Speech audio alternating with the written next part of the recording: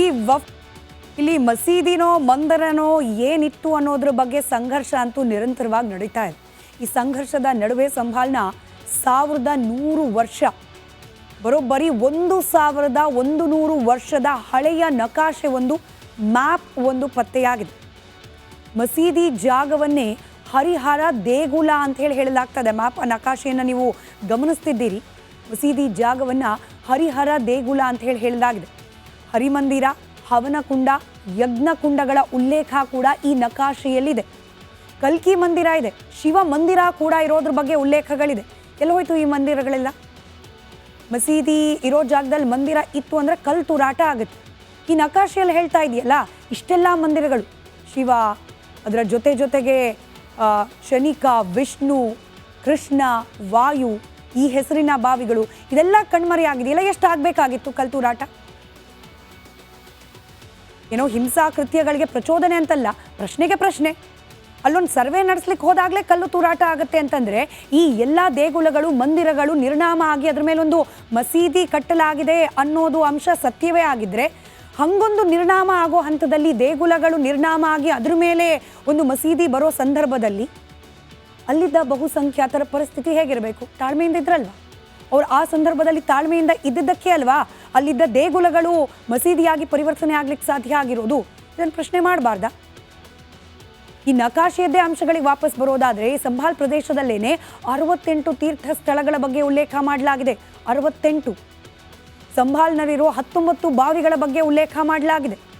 ಅದರಲ್ಲಿ ಒಂದು ಬಾವಿ ಈಗೇನು ವಿವಾದಕ್ಕೆ ಕಾರಣವಾಗಿದೆಯಲ್ಲ ಮಸೀದಿ, ಆ ಮಸೀದಿ ಜಾಗದಲ್ಲೇ ಇದೆ ಅನ್ನೋದ್ರ ಬಗ್ಗೆ ಕೂಡ ಈ ನಕಾಶೆಯಲ್ಲಿ ಉಲ್ಲೇಖ ಮಾಡಲಾಗಿದೆ. 1100 ವರ್ಷದ ಹಳೆಯ ನಕಾಶೆ.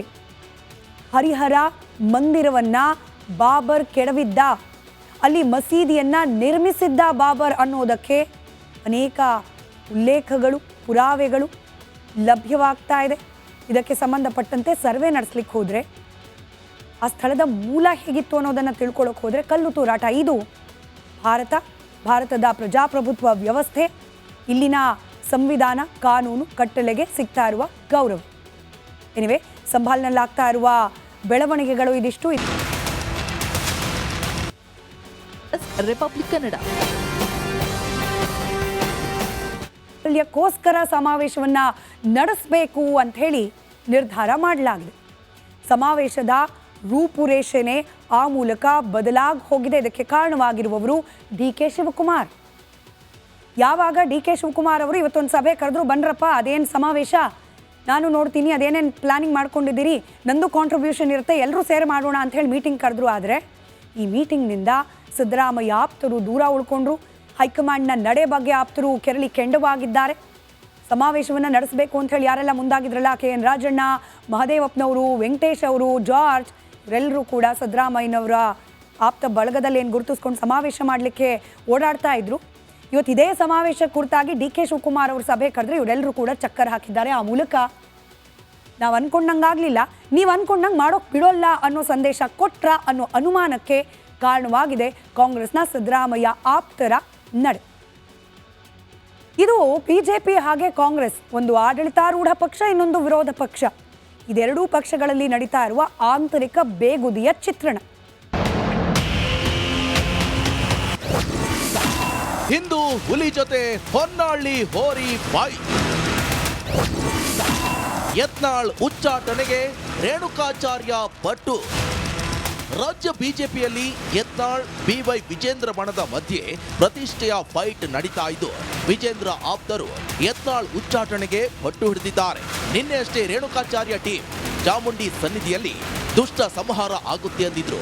ಇಂದು ಬೆಳಿಗ್ಗೆ ಯಡಿಯೂರಪ್ಪ ಮನೆಗೆ ಭೇಟಿ ನೀಡಿ ಮಹತ್ವದ ಸಭೆ ನಡೆಸಿದ್ದು, ರೆಬಲ್ ನಾಯಕನಿಗೆ ಗೇಟ್ ಪಾಸ್ ನೀಡುವಂತೆ ಪಟ್ಟು ಹಿಡಿದಿದ್ದಾರೆ. ಕಲ್ಲಂಗಡಿ ಹೊಲದ ಕತೆ ಹೇಳಿದ ರೇಣುಕಾಚಾರ್ಯ, ಯಡಿಯೂರಪ್ಪಗೆ ಟ್ರೋಲ್ ಮಾಡಿದ ಯತ್ನಾಳ್. ಕಾರ್ಯಕರ್ತರು, ಮುಖಂಡರು ಭಾವನೆಗಳು ಹೇಳಿದ್ರು. ಆ ಭಾವನೆಗಳನ್ನು ವ್ಯಕ್ತಪಡಿಸೋದಕ್ಕೆ ನಾವು ಬರ್ತೀವಿ ಅಂತ ಹೇಳಿದ್ವಿ, ಉಪಹಾರ ಮಾಡಿದ್ವಿ. ನಾವು ಹೇಳಿದ್ನಲ್ಲ, ಕುಂಟ ಕಲ್ಲಂಗಡಿ ಹೊಲ ಕಾದಂಗೆ ಅಷ್ಟೇ. ಅವರು ಎದ್ರಾಳಲ್ಲ ಅಂತ ಹೇಳ್ತಾರೆ. ಎಲ್ಲಿದೆ ಶಕ್ತಿನಿಲ್ಲ ಅವರಿಗೆ, ಎಲ್ಲಿದೆ ಶಕ್ತಿ? ಶಾಸಕರು ಮತ್ತು ನಿಮ್ಮ ವಿರೋಧಿಗಳು, ಯಡಿಯೂರಪ್ಪ ಬೆಂಬಲಿಗರು ಅವ್ರಿಗೆ ಇವತ್ತು ನಿಮ್ಮನ್ನು ಉಚ್ಚಾಟನೆ ಮಾಡಬೇಕು, ಇಲ್ಲದ್ರೆ ನಾವು ಮನೆ ಬಿಟ್ಟು ಎದ್ದು ಹೋಗಲ್ಲ ಅಂತ ಹೇಳಿ ಭಾಳ ದೊಡ್ಡ ಅನಾಹುತ. ಎಂದು ಕೇಳಿದ ಮನೆ ಬಿಟ್ಟೇ ಹೋಗೋದಿಲ್ಲ ಅಂದ್ರೆ ಹೆಂಗೆ ಪಾಪ ಯಡಿಯೂರಪ್ಪ ಮಕ್ಕೋಬೇಕು ಬೇಡ ಮನೆ. ನೀವು ಹಿಂಗೆಲ್ಲ ಕೇಳ್ಬಿಟ್ರೆ ಏನು ಮಾಡ್ಬೇಕ ನಾವು ನಮ್ದು ಎದಿ ಹೊಡಿತೀವಿ. ಹಾಂ, ಮನೆ ಬಿಟ್ಟು ಹೊರಗೆ ಹೋಗೋದಿಲ್ಲ ಅಂದ್ರೆ ಭಾಳ ನೋವಿನ ಸಂಗತಿ, ಭಾಳ ಕಣ್ಣೀರು ಬರ್ಲಾಕತ್ತ. ನಾನು ಮುಂದೊಂದು ದಿನ ಸಿಎಂ ಆಗ್ತೀನಿ. ಮುಖಂಡರುಗಳು ತಮ್ಮ ವೈಯಕ್ತಿಕ ಹಿತಾಸಕ್ತಿಯನ್ನು ಇಟ್ಕೊಂಡು ಒಬ್ಬ ರಾಜ್ಯ ಕಂಡಂಥ ಒಬ್ಬ ಧೀಮಂತ ನಾಯಕ, ರೈತ ನಾಯಕ ಯಡಿಯೂರಪ್ಪನವ್ರ ಬಗ್ಗೆ ಮನಬಂದಂತೆ ಮಾತನಾಡ್ತಕ್ಕಂಥದ್ದು, ಅಥವಾ ಇನ್ನು ಕೆಲವರು ಯತ್ನಾಳವರ ಮೇಲೆ ಹೆಗಲ ಮೇಲೆ ಅವ್ರ ಮೇಲೆ ಹೊತ್ತು ಗನ್ನನ್ನು ಇಟ್ಟು ಗುಂಡು ಹಾರಿಸ್ತಕ್ಕಂಥ ಪ್ರಯತ್ನ ಕೆಲವರೇನು ಮಾಡ್ತಾ ಇದ್ದಾರೆ. ಇದು ಯಾವುದು ಕೂಡ ಪಕ್ಷಕ್ಕಂತೂ ಒಳ್ಳೇದಾಗೋದಿಲ್ಲ. ಯತ್ನಾಳ್ ಉಚ್ಚಾಟನೆ ಮುಂದೆ ಏನು ಯತ್ನಾಳ ಭವಿಷ್ಯ ಏನೋ ವಿಚಾರ ಮಾಡಿ. ನಾನು ನಂಬರ್ 1 ಆಗ್ತೀನಿ ಕರ್ನಾಟಕ. ನೀವು ಬರ್ಕೊಂಡು ಇಟ್ಕೋರಿ. ಅವಾಗ ನಿಮ್ಮ ಮಾಧ್ಯಮದವ್ರು ಎಲ್ಲರೂ ಕರೆದು ಹೇಳ್ತೀನಿ. ಅವಾಗ ನೀವು ಕರಿತೀರಲ್ಲ, ನಾನು ಮುಖ್ಯಮಂತ್ರಿ ಆದ್ಮೇಲೆ ನಮ್ಮ ಚಾನಲ್ಗೆ ಬರ್ರಿ, ನಿಮ್ಮ ಚಾನಲ್ ನಿಮ್ಮ ಯಾವ ಚಾನಲ್ಗೆ ಬರೋದಿಲ್ಲಪ್ಪ. ನೀವು ಉಚ್ಚಾಟನೆ ಮಾಡ್ಲಿಕ್ಕೆ ಹೆಚ್ಚು ಪ್ರೆಷರ್ ನೀವು ಮಾಧ್ಯಮದವ್ರು ಮಾಡಿರಿ. ನಾನು ನೋಡ್ರಿ ರಾಜ್ಯದಾಗ ನಾನು ನಂಬರ್ 1 ಆಗವನೇ. ನೀವೇನು ನಮ್ಮ ಪರವಾಗಿ ಬರೀರಿ, ಬೇಕಾದ್ರೆ ಬಿಡ್ರಿ. ಹೊನ್ನಾಳಿ ಹೋರಿಗೆ ಟಕ್ಕರ್ ಕೊಟ್ಟ ಹುಲಿ. ಇಂಥ ಕರಿಗಳಿಗೆಲ್ಲ ಜಗ್ಗಿಲ್ಲ. ನಾನು ಹಳ್ಳಿ ಐದ, ನಾನು ನಾಟಿ ಹಸು, ಹಳ್ಳಿಯಿಂದ ಬಂದಿರ್ತಕ್ಕಂಥವನು, ನನಗೆಲ್ಲವೂ ಗೊತ್ತಿದೆ. ಆದ್ರೆ ನಿನ್ನ ಹೊಲಸು ಓರಿ ಆಯ್ತಾನ ಮಾಧ್ಯಮ ಸಿಟ್ಟಿದ್ದ ಅವ್ರನ್ನ ಬಿಟ್ಟು ಏನು ಈಗ ಈ ರೀತಿ ಬ್ಲ್ಯಾಕ್ ಮೇಲ್ ಮಾಡಿ ಬೆದರಿಕೆ ಹಾಕಿಸಿದ್ರೆ ಜಗ್ಗಿ ನಾನು ಜಗ್ಗಲ್ಲ, ಕುಕ್ಕಲ್ಲ, ಬಗ್ಗಲ್ಲ. ಈ ದೇಶನಾಗ ಇದ್ದವರೆಲ್ಲ ಜವಾರಿನೇ. ಹೈಬ್ರಿಡ್ ತಳಿ ಎಲ್ಲಿ ಅದಾವ? ಹೊರಗಿನ ದೇಶದಿಂದ ಏನು ಧರ್ಮ ಬಂದವ ಅವು ಹೈಬ್ರಿಡ್. ಹುಲಿ ಆಯ್ತು, ರೇಣುಕಾಗೆ ಸಿಂಹ ಟಕ್ಕರ್. ಯಾರೋ ಅಪ್ರಸ್ತುತ ವ್ಯಕ್ತಿಗಳು, ಜನರಿಂದ ತಿರಸ್ಕೃತವಾಗಿ ತಿಪ್ಪೆ ಸೇರಿರುವಂತಹ ಕೊಳೆತು ನಾರ್ತಿರುವಂಥ ವ್ಯಕ್ತಿಗಳು ಏನೋ ಮಾತಾಡ್ತಿರ್ತಾರೆ. ಅವರ ವ್ಯರ್ಥ ಆಲಾಪನೆಗೆ ನಾನು ಉತ್ತರ ಕೊಡಕ್ಕೆ ಹೋಗಲ್ಲ. 2023ರಲ್ಲಿ ಕಾಂಗ್ರೆಸ್ ಸರ್ಕಾರ ಬಂದಾಗ ಸಿದ್ದರಾಮಯ್ಯನವ್ರ ಮನೆಗೆ ಹೂಗುಚ್ಚ ಹಿಡ್ಕೊಂಡು ಓಡೋಗಿದ್ದ ವ್ಯಕ್ತಿ ಯಾರು?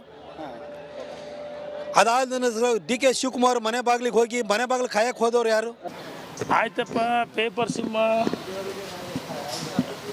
ನಮ್ಮ ಕ್ಷೇತ್ರದಲ್ಲಿ ನಮಗೆ ಸಾಮರ್ಥ್ಯ ಇದೆ, ನಮ್ಮದೇ ಆದ ಸಂಘಟನೆ ಇದೆ, ನಮಗೆ ವರಿಷ್ಠರು ಟಿಕೆಟ್ ಕೊಟ್ಟಿದ್ರು, ಯಾವುದೋ ಕಾರಣಕ್ಕೂ ಸೋತಿದ್ವಿ. ಒಳ ಮೀಸಲಾತಿ ಬೇರೆ ಬೇರೆ ತಪ್ಪುಗಳಿಂದ ನಮ್ಮ ತಪ್ಪುಗಳಿಂದ ನಾವು ಸೋತಿದ್ರು. ಏನು ಹೇಳ್ತೀನಿ, ನಮ್ಮನ್ನು ಜನ ಸೋಲಿಸಿಲ್ಲ, ನಮ್ಮನ್ನು ಜನ ತಿರಸ್ಕಾರ ಮಾಡಿಲ್ಲ, ನಮ್ಮನ್ನು ತಿಪ್ಪೆಗೆಸಲ್ಲ. ನಾವು ಇವತ್ತು ರಾಜಕೀಯವಾಗಿ ಸಕ್ರಿಯವಾಗಿದ್ದೀವಿ. ನಾವು ಸೋತರು ಅಂದ ತಕ್ಷಣ ರಾಜಕೀಯ ಮುಗಿದೋಗಿದ್ದ? ನಮಗೆಲ್ಲ ಸಾಮರ್ಥ್ಯ ಇದೆ, ಜನ ಇವತ್ತು ನಮ್ಮನ್ನು ಇಷ್ಟಪಡ್ತಾರೆ. ಆದರೆ ನಿಮ್ಮಂಗೆ ಪೇಪರ್ ಸಿಂಹ ಅಲ್ಲ. ಬಿಜೆಪಿಯವರು ಪರಸ್ಪರ ಟ್ರೋಲ್ ಮಾಡೋದ್ರಲ್ಲಿ ಬ್ಯುಸಿಯಾಗಿದ್ದಾರೆ. ನೀವು ನೋಡಿ, ಎಂಜಾಯ್ ಮಾಡಿ. Bureau report, republic Kannada, Bengaluru.